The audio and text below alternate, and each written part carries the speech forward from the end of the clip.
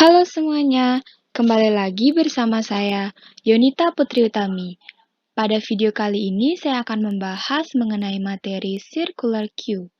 Sebelum masuk ke inti materi, saya akan menyebutkan topik bahasan apa saja yang akan dibahas. Yang pertama ada pengertian queue, yang kedua ada pengertian Circular Queue, yang ketiga ada fungsi yang terdapat pada Circular Queue, dan yang terakhir ada membuat program Circular Queue. Sebelum masuk ke inti materi, saya akan mengajak teman-teman untuk mengingat kembali apa itu pengertian queue. Queue atau antrian adalah suatu kumpulan data yang penambahan elemennya hanya bisa dilakukan pada suatu ujung, disebut dengan sisi belakang atau rear, dan penghapusan atau pengambilan elemen dilakukan lewat ujung yang lain, disebut dengan sisi depan atau front. Queue menggunakan konsep FIFO atau first in, first out, yaitu data yang paling pertama dimasukkan ke dalam queue merupakan data yang paling pertama keluar dari queue. Berikut merupakan gambar ilustrasi dari queue. Di sini ada rear yang disebut dengan sisi bagian belakang dan front atau bagian depan. Apabila akan memasukkan suatu elemen, maka elemen dimasukkan dari rear atau bagian belakang.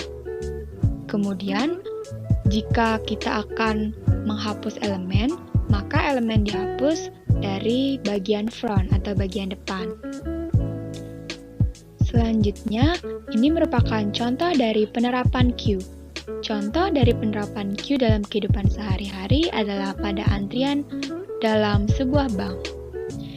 Pertama-tama, customer bank akan terlebih dahulu mengambil nomor antrian, di mana orang yang mengambil nomor antrian paling pertama, maka ialah yang akan dilayani pertama. Begitu juga sebaliknya, apabila customer mengambil nomor antrian paling terakhir, maka ia akan dilayani paling terakhir. Dalam hal ini, queue menerapkan prinsip FIFO atau first in, first out. Selanjutnya kita masuk ke inti materi, yaitu pengertian Circular Queue. Apa itu Circular Queue? Circular Queue, atau yang biasa disebut dengan antrian melingkar, adalah salah satu jenis queue dengan karakteristik model antrian yang kedua ujungnya terhubung. Setelah data terakhir atau rear, kemudian selanjutnya ada data paling awal atau front. Prinsip Circular Queue adalah FIFO atau first in, first out. Artinya data yang paling pertama masuk, data itu juga yang akan pertama keluar. Berikut merupakan ilustrasi dari Circular Queue. Nah, di mana ini frontnya berada pada indeks ke-0 dan rear berada pada indeks ke-4. Dapat dilihat kalau rear dan frontnya ini terhubung atau saling tersambung. Walaupun pada indeks ke-5, 6, dan 7 ini tidak ada nilai. Nah, selanjutnya ada contoh dari penerapan Circular Queue. Circular Queue ini, contoh penerapannya itu ada pada permainan biang lala. Bisa dilihat kalau permainan biang lala ini sudah full, maka anak yang ada di sini tidak bisa masuk ke dalam permainan biang lala. Nah, jadi harus ada salah satu orang yang keluar dari permainan biang lala tersebut. Barulah anak ini bisa masuk ke dalam antrian atau bisa masuk ke dalam permainan biang lala. Selanjutnya saya akan menjelaskan mengenai fungsi yang ada pada Circular Queue. Fungsi pada Circular Queue yaitu yang pertama ada enqueue. Fungsi ini digunakan untuk memasukkan elemen ke dalam antrian melingkar. Dalam antrian melingkar, elemen baru selalu disisipkan pada posisi belakang atau paling akhir. Yang kedua itu ada dequeue. Fungsi ini digunakan untuk menghapus elemen dari antrian melingkar. Dalam antrian melingkar, elemen selalu dihapus dari posisi paling depan. Selanjutnya ada fungsi display queue. Display queue berfungsi untuk menampilkan elemen yang ada di dalam antrian melingkar. Selanjutnya saya akan menjelaskan mengenai tracing dari fungsi yang ada pada circular queue. Yang pertama di sini saya akan menjelaskan mengenai fungsi enqueue. Di sini terlihat bahwa circular queue-nya masih kosong atau disebut dengan keadaan underflow. Underflow merupakan keadaan di mana belum ada elemen yang ditambahkan ke dalam circular queue. Yang pertama, saya akan menambahkan elemen atau nilai 20 ke dalam indeks ke-0. Indeks ke-0 di sini sebagai front dan rear. Selanjutnya, saya akan menambahkan nilai 10 ke dalam indeks ke-1. Rear berpindah ke indeks ke-1. Selanjutnya, saya menambah nilai ke-4. Maksud saya menambah nilai 4 ke indeks kedua, maka rear akan berpindah ke indeks kedua. Selanjutnya, saya menambah nilai 8 ke indeks ketiga, maka rear akan berpindah ke indeks ketiga. Selanjutnya, saya menambah nilai 12 ke indeks keempat, maka rear akan berpindah ke indeks keempat. Kemudian, saya menambah nilai atau elemen 5 ke indeks kelima, maka rear akan berpindah ke indeks kelima. Selanjutnya, saya menambah nilai 3 ke dalam indeks ke-6, maka rear akan berpindah ke indeks ke-6. Di sini, front masih berada pada indeks ke-0. Selanjutnya, saya menambah nilai 17 ke indeks ke-7, maka rear berpindah ke indeks ke-7. Pada saat semua indeks sudah terisi, maka circular queue dikatakan dalam keadaan overflow. Selanjutnya, yang kedua ada fungsi dequeue. Nah, tadi circular queue sudah terisi melalui proses enqueue. Sekarang kita akan menghapus elemen yang ada di dalam circular queue. Konsep dequeue ini menerapkan prinsip FIFO, di mana elemen yang pertama masuk, maka elemen tersebut juga akan pertama keluar. Jadi karena tadi kita menambahkan nilai yang pertama itu ke indeks ke-0, jadi yang pertama di dequeue adalah nilai dari indeks ke-0 juga. Nah, kita mendequeue indeks ke-0, maka front akan berpindah ke indeks ke-1. Selanjutnya, kita akan mendequeue nilai 10 dari indeks ke-1, maka front akan berpindah ke indeks kedua. Selanjutnya, kita akan mendequeue nilai 4 dari indeks kedua, maka front akan berpindah ke indeks ketiga. Rear dan juga front terbentuk dalam sirkuit yang berputar, maka masalah yang terdapat pada queue akan dapat diatasi, di mana queue akan terus berputar hingga nantinya circular queue dalam keadaan underflow ataupun overflow. Jika circular queue-nya tidak full, maka yang harus kita cek adalah jika rear sama dengan rear minus 1 dan front tidak sama dengan 0, maka kita set agar rear-nya kembali ke 0.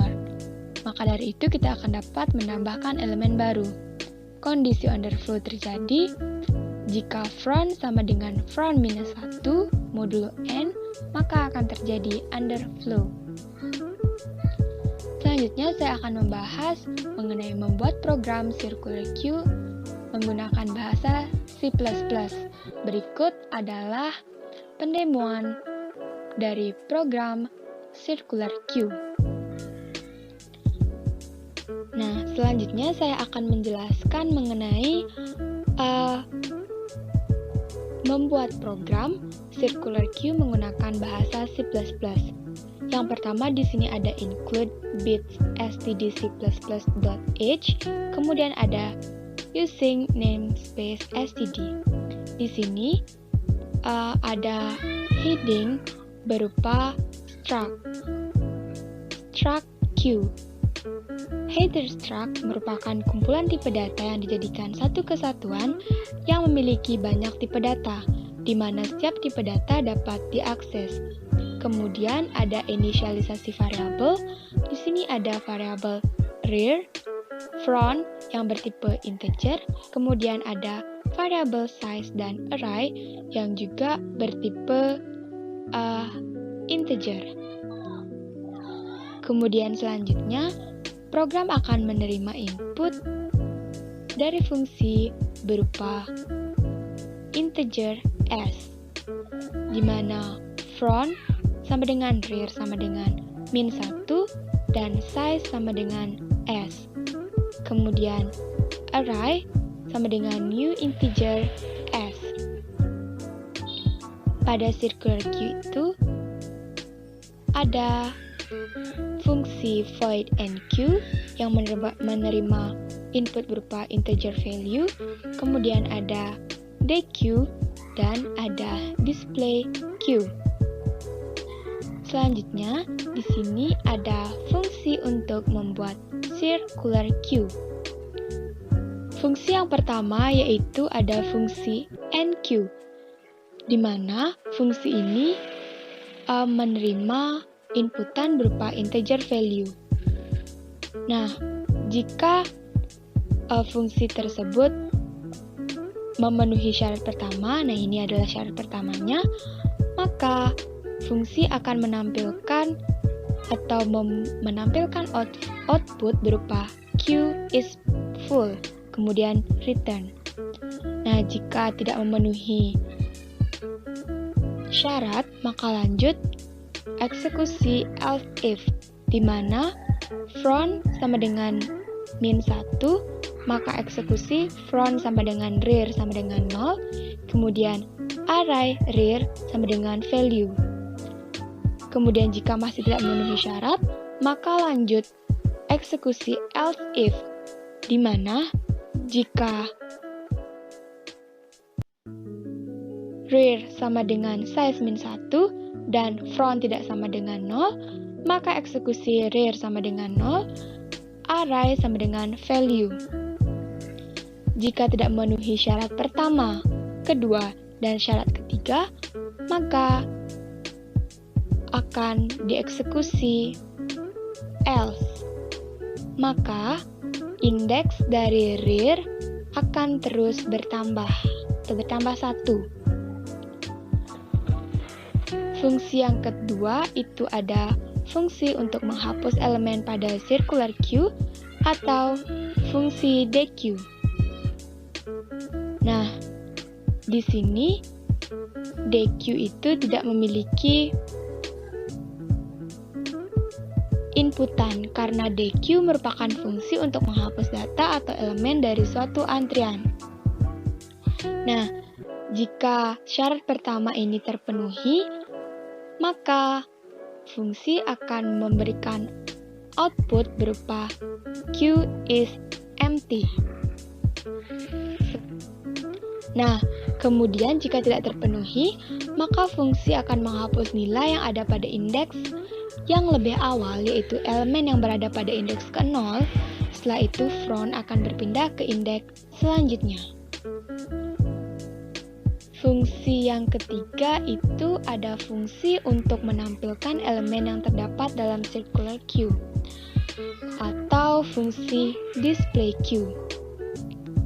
Nah, jika front sama dengan -1, maka fungsi akan menghasilkan output berupa Q is empty, yang artinya tidak ada nilai sama sekali atau Q masih kosong. Jika dalam display Q terdapat nilai, maka akan menghasilkan output berupa elemen yang terdapat pada circular queue adalah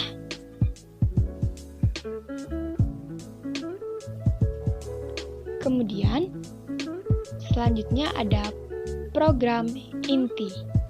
Nah, di sini yaitu program untuk membuat circular queue.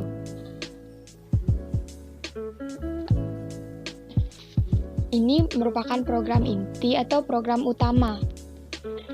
Di sini saya menginputkan size dari queue itu adalah 8 yang terdiri dari indeks ke 0, 1, 2, 3, 4, 5, 6, dan 7. Di sini ada memasukkan elemen ke dalam circular queue, saya memasukkan nilai, yaitu nilai 20, 10, 4, 8, 12, 5, dan 3. Selanjutnya ada penampilan queue atau display queue.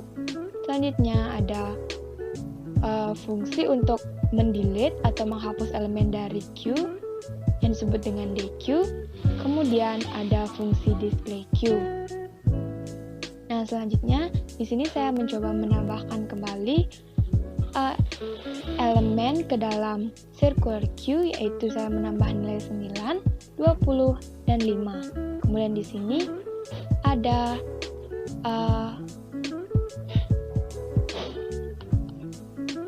fungsi display queue. Sekarang kita akan mencoba untuk melakukan run pada program circular queue. Nah, terlihat pada shortcut dari hasil running program, yaitu elemen yang terdapat pada circular queue adalah 20, 10, 4, 8, 12, 5, dan 3. Ini merupakan fungsi dari display queue. Tadi kan sudah ditambahkan elemen 20, 10, 4, 8, 12, 5, dan 3. Ini datanya berurutan. Kemudian selanjutnya ada fungsi dequeue atau delete queue. Karena ada 2 kali delete queue, maka